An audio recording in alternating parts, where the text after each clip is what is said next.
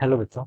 Let's read this question. So this question says, a wooden plank of length capital L rests on a frictionless floor. A boy of mass capital M now runs over the plank from one end to the other. If mass of the wooden plank is capital M by 5, then the distance covered by the boy relative to the ground. ठीक है, boy ने ground के respect में कितने distance travel कर लिया, ठीक है। ये वुडन प्लैंक जिसकी लेंथ एल है रेस्ट कर रहा है क्योंकि frictionless floor. Alright, a boy जिसका मास कैपिटल M है now runs over the plank from one end to other. If mass of the wooden plank is capital M by 5, the distance covered by the ball relative to the ground. Okay, तो इस question को start करते हैं कि ये आपका इस question का ये आपका सिस्टम बेस्ड क्वेश्चन, ठीक है। आपका या फिर आप इसको सेंटर ऑफ मास भी लिख सकते हैं। क्या लिख सकते हैं? आपका सेंटर ऑफ मास पर ये आपका क्या बेस्ड है, यहाँ पर आपका क्वेश्चन है, ठीक है। तो इस क्वेश्चन का मतलब देखिए मैं की कॉन्सेप्ट क्या लिख सकता हूँ। यहाँ पर देखिए आपका नेट एक्सटर्नल फोर्स, देखिए अगर मैं यहाँ पे चलिए फोर्स लिख लीजिए, क्या लिख लीजिए? फोर्स। फोर्स लिख लीजिए, की कॉन्सेप्ट ऑफ दिस क्वेश्चन, ठीक है। अगर देखिए बच्चों, मैं यहाँ पर this is my wooden plank, ये मेरा क्या वुडन प्लैंक है। वुडन प्लैंक की लेंथ कितनी है आपकी? कैपिटल एल के इक्वल है, ठीक है।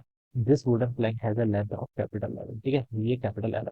यहाँ पर देखिए कोई पर्सन है, दिस इज अ पर्सन, और पर्सन देखिए क्या कर रहा है? मूव कर रहा है। पर्सन क्या कर रहा है? मूव कर रहा है। तो पर्सन देखिए मूव कैसे कर पाएगा, ठीक है। पर्सन का देखिए वर्टिकल डायरेक्शन पे तो एक आप डाउनवर्ड डायरेक्शन में एमजी फोर्स लेगा और वर्टिकल अपवर्ड डायरेक्शन में आपका नॉर्मल लगेगा।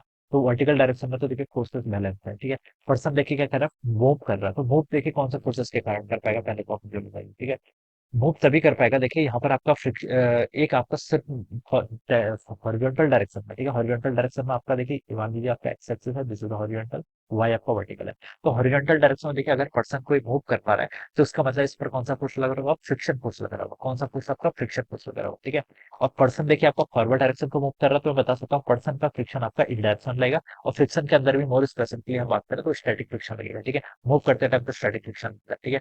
तो देखिए ये पर्सन अगर आपका चल रहा है, वॉक कर रहा है, तो इस पर एक फोर्स लगेगा, friction force in the forward direction.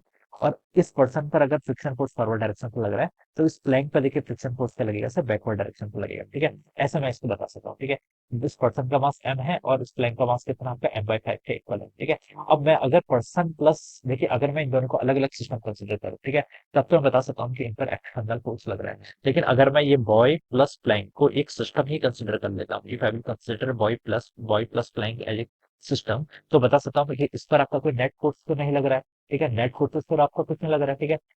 Friction force क्या हो जाएगा? इंटरनल फोर्सेस की तरह काउंट हो जाएगा, ठीक है। तो मैं बता सकता हूँ नेट फोर्स आपका हॉरिजॉन्टल डायरेक्शन में कोई नहीं लग रहा है, वर्टिकल डायरेक्शन में भी आपका कोई नहीं लग रहा है, ठीक है। तो अगर हॉरिजॉन्टल डायरेक्शन में आपका कोई भी फोर्स नहीं लग रहा है, तो मैं लिख सकता हूँ कि जो आपका नेट एक्सटर्नल फोर्स होगा, फिर डायरेक्शन में एक्स एक्सिस का लॉन्ग ये जीरो है, तो बता सकता हूँ जो मोमेंटम होगा, मोमेंटम क्या होगा आपका? एक्स एक्सिस का लॉन्ग ये क्या हो जाएगा? आपका कांस्टेंट हो जाएगा, ठीक है। This is called the Newton second law of motion, ठीक है। तो मोमेंटम क्या हो जाएगा? आपका कांस्टेंट हो जाएगा, ये मैं यहाँ से बता सकता हूँ। या फिर आप ऐसे भी लिख सकते हैं, देखिए नेट एक्सटर्नल फोर्स जीरो है, तो एक्सेलरेशन होगा, ठीक है। एक्सेलेशन वो भी क्या रहेगा? इसका एक्सेलेशन ऑफ इसका सेंटर ऑफ मास वो भी क्या हो जाएगा? आपका जीरो के इक्वल हो जाएगा। ये भी आप बता सकते हैं, ठीक है। अब इनिशियली देखिए ये सिस्टम क्या था? पूरा रेस्ट पे था। इनिशियल पूरा सिस्टम क्या था? आपका रेस्ट पे था, ठीक है। ये पर्सन भी रेस्ट पे था, ब्लॉक भी रेस्ट पे था। तो बता सकता हूँ कि initial velocity of centre of mass ये भी किसके इक्वल हो गया? जीरो के इक्वल होगी। और आपका एक्सेलेरेशन भी क्या आपका जीरो के इक्वल है यहाँ पर से, ठीक है। अब बच्चों देखिए यहाँ पर क्या हो रहा है? डिस्प्लेसमेंट हो रहा है। अगर मैं देखिए इनकी सेपरेट सेपरेट एबिलिटी बना लूँ, ठीक है। इनिशियली तो देखिए ऐसे था, ये आपका प्लैंक है, ठीक है, ये आपका प्लैंक है, और ये आपका क्या है? दिस इज द पर्सन, ठीक है। और ये मान लीजिए आपका एक्सिस है, ठीक है, this is the axis, alright. अब देखिए प्लैंक पर किस डायरेक्शन पर फोर्स लग रहा है? प्लैंक पर आपका देखिए नेगेटिव एक्स एक्सिस का फोर्स लग रहा है, यहाँ से बता सकता हूँ। तो कुछ टाइम बाद देखिए मान लीजिए आपका प्लैंक यहाँ पर आ गया, आफ्टर सम टाइम प्लैंक आपका यहाँ पर आ गया, और पर्सन देखिए अपना दूसरे एंड पर पहुंच गया, यानी कि यहाँ पर पहुंच गया, ठीक है। पर्सन आपका यहाँ पर पहुंच गया, ठीक है। तो देखिए इस टोटल प्लैंक की लेंथ कितनी थी? प्लैंक की लेंथ थी आपकी यहाँ से यहाँ तक इस प्लैंक की जो टोटल लेंथ थी वो आपकी एल के इक्वल थी, ठीक है। और मान लीजिए आपने प्लैंक में डिस्प्लेसमेंट कर दिया, कितना? एक्स का यहाँ से यहाँ तक ऐसा डिस्प्लेसमेंट कर दिया। तो इस पर्सन का डिस्प्लेसमेंट हमें देखिए ग्राउंड के रिस्पेक्ट में बताना है, तो ये कितना होगा? यहाँ पे आपका एल माइनस एक्स के इक्वल होगा, ठीक है।